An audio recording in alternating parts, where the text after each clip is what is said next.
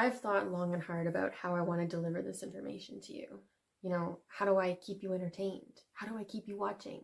But then I realized that if you want this, if you really want this, you'll stay. It doesn't matter what I do because you have to want it.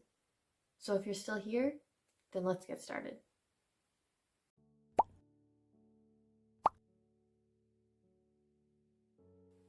I know what it's like to have an alcohol addiction. Tell me if this sounds like you. Drinking every day. If you have one, you can't stop. Craving alcohol as soon as you wake up. Drinking throughout the day. Terrible sleeps. Unable to socialize without alcohol. Not knowing how to stop. Not wanting to stop. Well, that was me and more. And not only have I overcome my addiction, but I can now enjoy a drink casually, which I didn't think was going to be possible. You hear the same thing over and over again. If you're an alcoholic, you can't have even one because you won't stop. Well, I actually think that's true if the way that you're quitting is through abstinence. Abstinence as in all you're doing is refusing alcohol. But if you are withholding something from yourself and haven't removed the desire for it, then yes, if you have one, you probably won't be able to stop. Because the truth is, you haven't fixed your addiction. And I think that's why they say if you're an alcoholic, you'll be one for life. Well, yes, if what you're teaching people is to just say no to their addiction. That gets incredibly exhausting, and you'll forever be walking this fine line, constantly at risk of relapsing.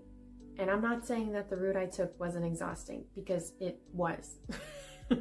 But after the exhausting part, it became as easy as breathing. Here's my story. I was afraid to quit.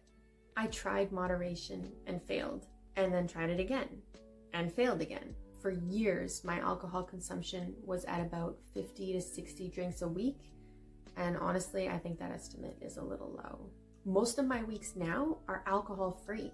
I can't even measure my number of drinks by the week anymore. I'd probably have about 5 to 6 a month, so compare that to 240 drinks a month from before. Well on my way to an early grave. Here's what I tried. Cold turkey, slow weaning, replacing drinking with smoking, super smart. Replacing drinking with non-alcoholic drinks, books, podcasts, you name it, I tried it. I read this really popular book, The Easy Way to Quit Drinking by Alan Carr. The whole book was just reasons why alcohol is bad for you. Like, I know alcohol is bad for you. That doesn't make me stop drinking. I guess the idea behind the book is that the next time you go for a drink, you're going to remember all of these bad things about it, and that's going to make you stop drinking. But you can tell a person all the reasons why alcohol is bad for them. It doesn't make them stop unless they address the reason why they are drinking. Everything you've done, everything I had done, it's all just a band-aid. You're slapping a band-aid on a big old gaping wound and expecting it to stick. And it doesn't. Because deep down, there is something in you that's afraid to quit. And unless you listen to it, it's just going to keep sabotaging you. Okay, this is a good moment to shift focus from me to you. Do me a favor and think about this question. Why do you drink? What do you like about it? Does it make you feel more comfortable in social situations? If so, then why? Does it make you feel more relaxed? Why? Does it make you have more fun? Why? You have to take a moment and think about this. And it's okay if right now the only answer that you have is that it just feels good. Because that's actually useful information too. I can tell you my why, but it won't really matter. In order for you to beat this, what matters is your story. After you've spent some time thinking about why you drink, take that insight with you as you think about this next question. And please don't turn off the video after I reveal the second question, because I will be giving you some tools afterwards that you can use on top of this deeper, more thoughtful work. So please stay. The second question is, what does alcohol help you avoid? Because I guarantee you that alcohol is helping you avoid something. Maybe it helps you avoid feeling uncomfortable in a social situation, not knowing if people like you, if you're saying the right thing, alcohol takes away those inhibitions so you don't have to feel them. If you're drinking alone at home, maybe alcohol is helping you avoid negative feelings, like if you had a bad day or you're feeling sad. Maybe you had a good day, but you just felt lonely when you got home. Alcohol gets used by people to avoid things. Let me tell you something super important when it comes to addiction and drinking.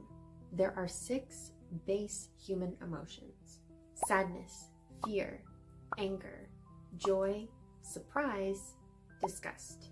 This isn't a children's program, I promise. And okay, this is really important. I'm serious.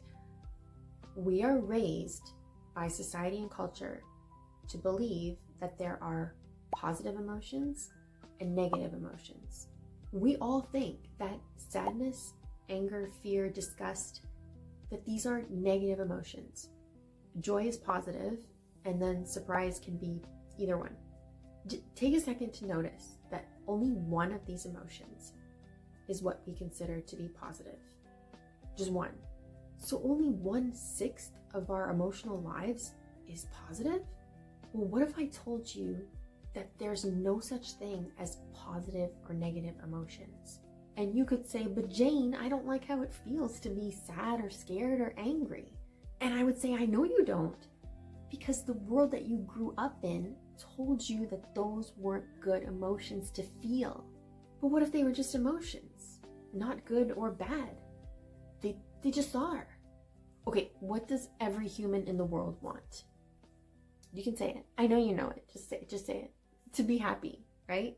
My belief is that true happiness is when you can feel all of these emotions, not as negative, not as positive, just as they are. It can't only be joy. Endless sunshine just makes a desert. So why am I going on about emotions? Well, remember how I said that alcohol is helping you avoid something? I think 9 times out of 10, what it's helping you to avoid is your emotions. And that can range from trivial to serious. You don't want to feel uncomfortable or uncool at the work Christmas party. Or you don't want to feel the stress of worrying about getting fired because of how you behaved at the work Christmas party. You don't want to feel something. And I can't tell you what that is. You need to figure it out. And once you have, you know what you've got to do. You've got to accept and go through whatever it is you're avoiding. Through sadness, through fear, through pain. And it's hard. I'm not gonna lie, it's hard. So let's talk about the tools. First, I started paying attention to my emotions. And this was baby steps, so anyone can do it. A few times a day, I would check in with how I was feeling. When I was angry, I said to myself, I am angry right now. When I was sad, I said, I am feeling sad. See, super easy. Some days doing this pissed me off because it felt like it wasn't working. But that's how it feels when you're just starting out this work. The beginning is always the hardest part. After a few days, I added on a layer, accepting the emotions. So I am angry and I accept that. I am sad and I accept that. Still a lot of frustration at this stage and feeling like it wasn't working. Also a lot of resistance. Sometimes I would say the acceptance, but I could feel that I really, truly didn't accept it. And this opened my eyes to how resistant I was and still am to my own emotions. It became pretty clear that the only thing I wanted to experience was joy. But that's just not possible. All emotions must be experienced and felt for the good of our health. And if you can't do it for you, do it for your family, for the people around you that you love. So after another couple of days, I added on the third layer, which was, where do I feel the emotions in my body? Your body is feeling your emotions, whether you're aware of it or not. So I would do the previous 2 steps and then just think about how my body felt, just from doing a quick scan. So how and where is this emotion felt in my body? And that is how you go through the emotion instead of avoiding it. And yes, still a lot of frustration even at this stage. But I kept with it, like religiously.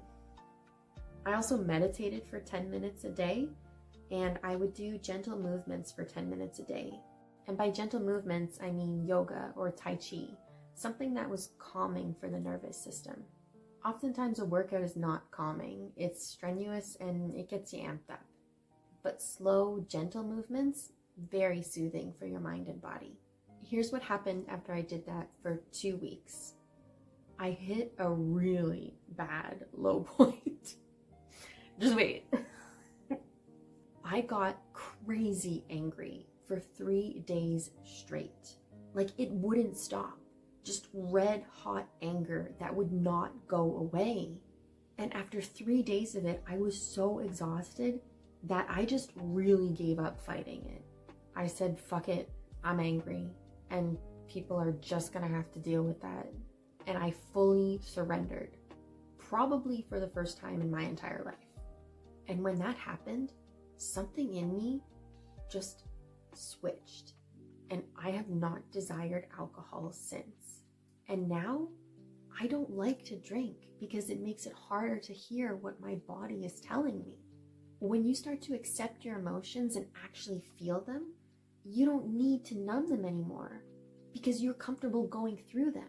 So comfortable that you actually want to go through them because you know that it makes you feel better and happier. So I realized I was using alcohol to avoid what I was conditioned to believe were negative emotions. I still struggle with this conditioning because it's deep, man. But every time I just come back to the tools and back to the truth that there is no such thing as a good emotion or a bad emotion. And that helps get me back on track. Okay, let's finish up the video by talking about the casual drink. Because as I said in the beginning, I do still have a drink here and there. I don't withhold alcohol from myself. I don't need to anymore. If I go to a pub with friends, I'll have a pint. On New Year's Eve, I'll have a Prosecco. Had Prosecco. This video comes out in the future. These are choices, but sometimes there are unwanted triggers. For example, I've been rewatching the show Frasier, and the way he talks about wine, sometimes I suddenly find myself at the liquor store buying a bottle. And the funny thing is, yes, I can enjoy a glass, but as soon as it touches my lips, I no longer want it. This work so thoroughly destroyed my desire for alcohol. So to help with these triggers when they pop up, I have lots of fake booze in the fridge that I can drink instead. I don't think these triggers are the same thing as cravings. I think they are deep remnants of a habit that once controlled my life.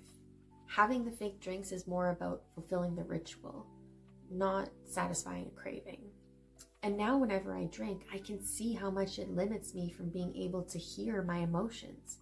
And I don't like that anymore. I hate all the stupid stuff that I used to do when I was drunk, all because I didn't want to listen to what my mind and body were telling me. Personally, I think this is a much better way of doing it than abstaining, withholding, teetotaling, or doing it out of fear, like in that book I mentioned. For the first time ever, this feels real. If you're new here, I am one small person with a big goal of helping as many people as possible to feel less alone. If you can get behind this goal, please consider liking, subscribing, commenting, sharing. All that good stuff helps tell the algorithm gods that this content is worth spreading. So your participation is greatly appreciated. And if you're a repeat viewer, I'm so grateful for you. Thank you so much, and we'll see you next week. Oh, here she comes already. Little mini Godzilla, come to make a mess of my new setup. Oh my god, she's crunching. Oh my god. I'm doing this at like 2 in the morning. So I just look at my wrist and there's nothing on it. Blue, I don't even want you eating this time of night. Wish I could be more natural. Maybe this won't work out. Easy as breathing.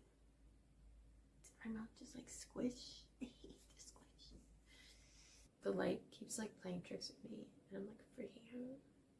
Oh, it scared the fuck out of me. That was too real. And my brain wouldn't be able to handle something weird. Like I just gotta chill through my whole body. Like, man, our brains really, they can't handle a lot, you know? They're so sensitive. Blue, please don't jump up. No! No, please, sweetie, no. blue. No, no. Please, just come in here. How about in this spot? Stop.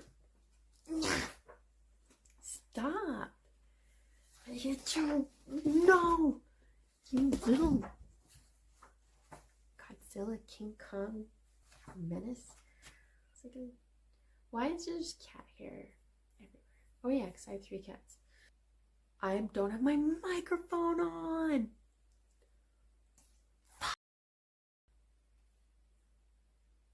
It's bound to happen. Well, I'm gonna have to do the whole thing from the start.